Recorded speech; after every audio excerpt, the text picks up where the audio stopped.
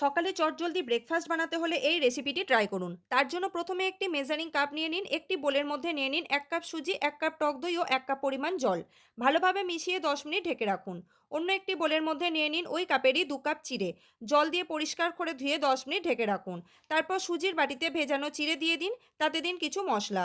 1 চামচ গোটা জিরে, স্বাদ অনুযায়ী লবণ, 1 চা চামচ লাল লঙ্কার গুঁড়ো, ধনেপাতা কুচি। সমস্ত উপকরণ ভালোভাবে হাত দিয়ে মিশিয়ে নিন। একটি ছিদ্রযুক্ত থালায় সাদা তেল ব্রাশ করে নিন। মিশ্রণ থেকে কিছুটা করে অংশ নিয়ে হাতের তালুতে রেখে গোলাকার শেপ দিয়ে থালাতে একটা একটা করে বসিয়ে দিন। কড়াইতে বেশ খানিকটা জল গরম করে থালা বসিয়ে ঢাকা দিন 20 মিনিটের জন্য। তারপর ওইগুলিকে অন্য একটি প্লেটের মধ্যে নামিয়ে নিন।